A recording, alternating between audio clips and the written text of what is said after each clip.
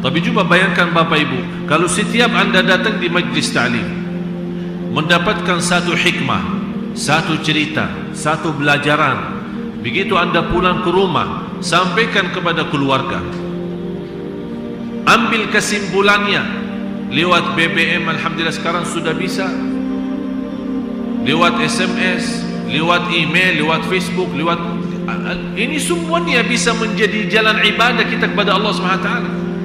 Cuma bayangkan satu ilmu kita sebarkan, berapa ribu orang yang baca, hanya dibaca oleh mereka, hanya dibaca, berarti kita sudah sampaikan ilmu. Oleh karena itu Bapak Ibu, jangan menganggap hal itu kecil, tidak ada arti. Ini yang perlu kita kembangkan, yang perlu kita berbanyak, supaya kita nanti datang hari kiamat mempunyai amal salih, walaupun kecil-kecil sederhana, tapi ternyata karena kecil sama kecil menjadi seperti gunung besar di hadapan Allah SWT, yang membawa kita selamat dari siksa neraka jahannam. Wa amilus salihat wa tawasaw bil haqq, memberikan wasiat, nasihat, ilmu, sampaikan dakwah. Dan itulah kelebihan sahabat. Begitu Sayyidina Abu Bakar radhiyallahu anhu menerima dakwah Rasulullah SAW dan mengucapkan kalimat syahadat, apa yang dilakukan oleh Sayyidina Abu Bakar?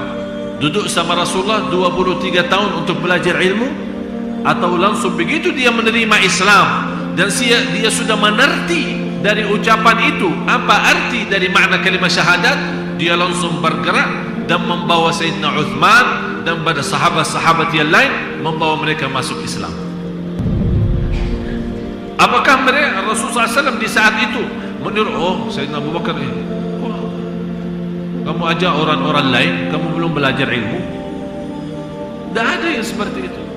Apalagi keadaan dan kondisi kita sekarang, umat Islam sangat membutuhkan belajaran walaupun seadanya. Ratusan orang yang masuk masjid tapi tidak bisa wudu. Kita lihat, alasannya kita tidak enak, alasannya kita malu, alasannya saya belum pandai, belum faham, saya bukan ustaz, saya takut salah.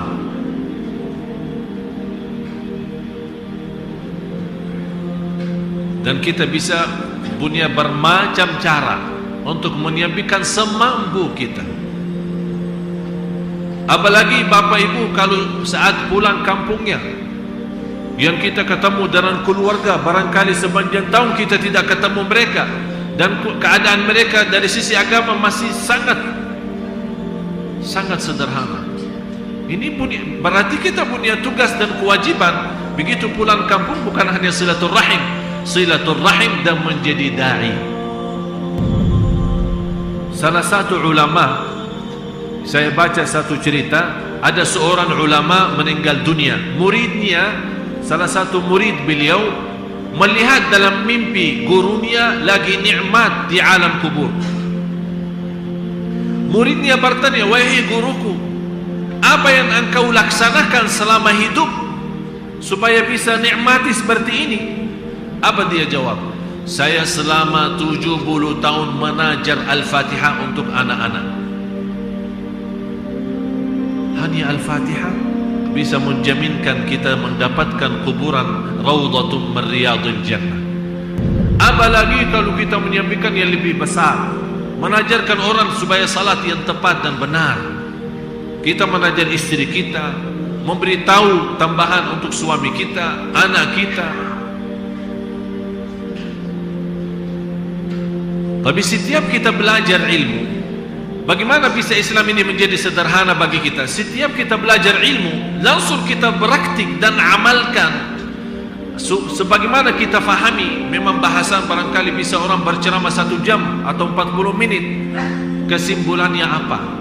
Masa Bapak Ibu satu pun tidak mendapatkan ilmunya, satu saja, langsung segera mengamalkan dan sampaikan kepada yang lain.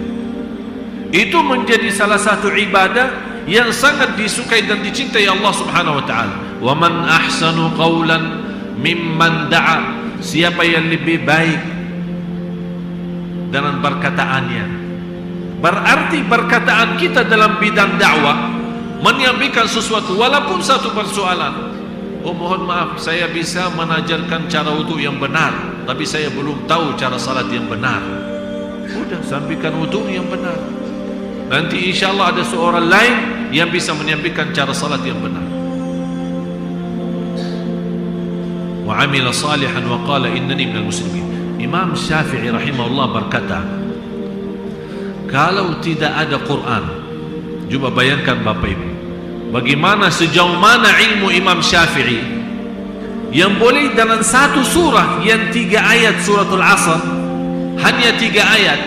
Kata Imam Syafi'i, kalau Allah tidak menurunkan Al-Quran sama sekali, tidak ada 30 juz, Allah hanya turunkan kepada Rasulullah suratul Asr untuk manusia, supaya manusia belajar, supaya manusia mengamalkan isi suratul Asr. Kata Imam Syafi'i, cukup bagi manusia diselamatkan dunia akhirat.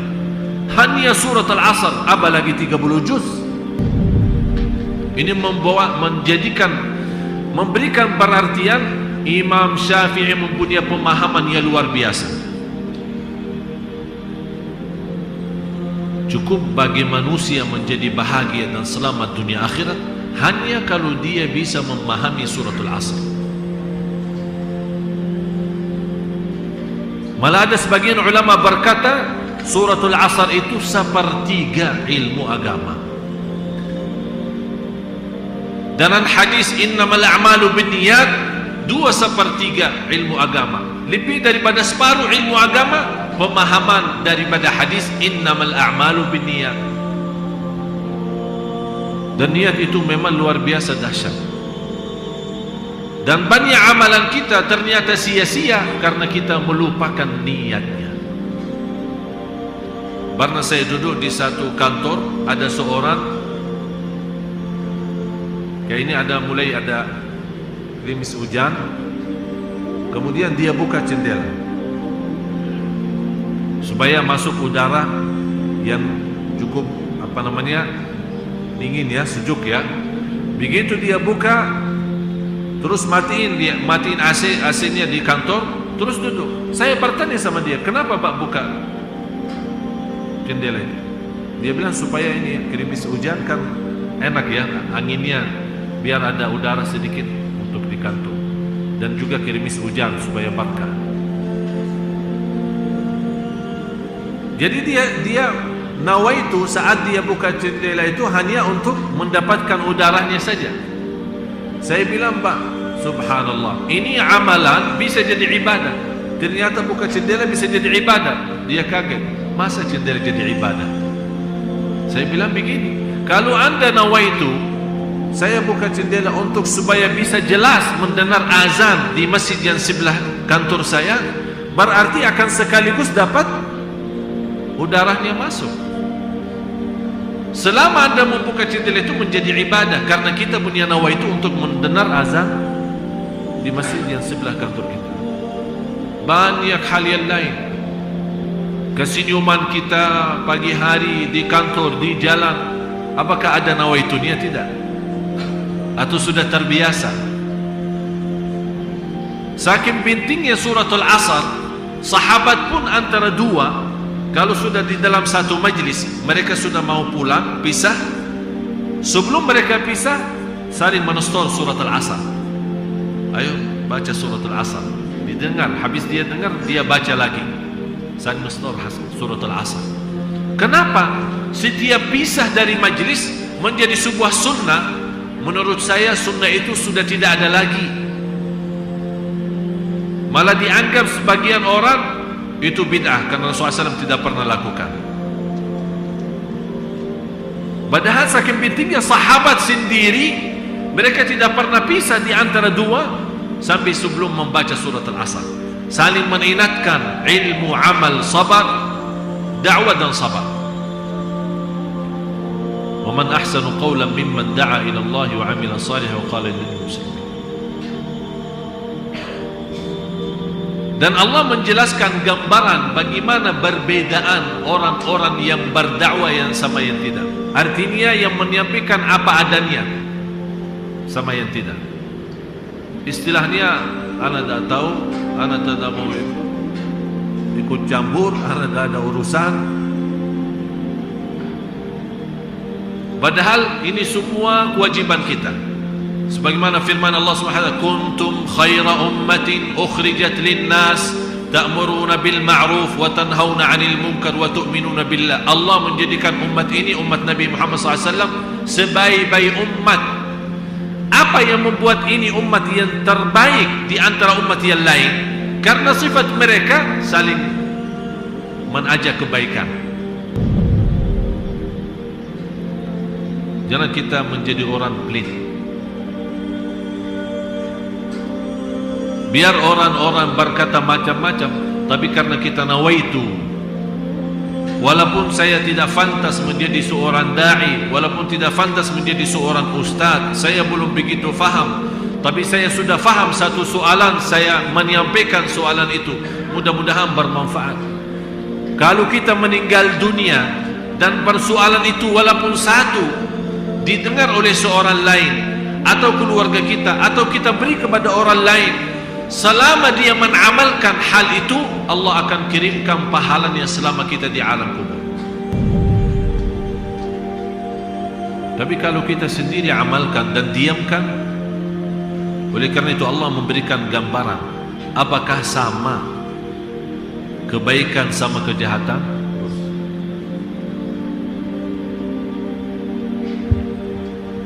Dan tidaklah sama kebaikan dan kejahatan. Kira-kira sama enggak? Kenapa di sini Allah kasih gambaran kebaikan sama kejahatan?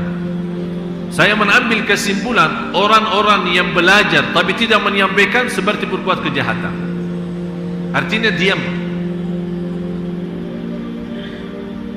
Menjadi bagi dia dosa. Apakah sama atau tidak sama orang-orang yang selalu mengajak kepada kebaikan? Jangan anda berkata, ini salah satu waswas syaitan. Barangkali Bapak Ibu merasa diri masih orang-orang berdosa, orang-orang bersalah, masih punya banyak kekurangan. Itu bukan menjadi alasan tidak menyampaikan ilmu kepada orang lain. Kalau semua berkata, saya belum orang sempurna, saya tidak ahli, saya aja belum mengamalkan, saya aja belum salat malam, saya aja belum Isnin Kamis puasa, kok saya ajak orang lain? Istiqamah mengajak orang lain ini menjadi salah satu terjamin hidayah petunjuk dari Allah untuk kita. Bapak Ibu, kalau kita dapat ilmu dan kita amalkan, belum tentu terjamin kita dapat petunjuk. Tapi kalau kita belajar, kita amalkan, kita sampaikan, terjamin kita dapat petunjuk. Walladzina jahadu fina lanahdiyannahum subulana. Orang yang senantiasa bermujahadah di jalanku, kata Allah, dan menyampaikan dakwah kepada yang lain, lanahdiyannahum, kami akan jaminkan petunjuk bagi mereka. Bukan bagi orang yang mendengar dakwah kita, tidak, diri kita terjamin. Wa innallaha lama'al muhsinin, sungguh Allah bersama orang yang berbuat baik.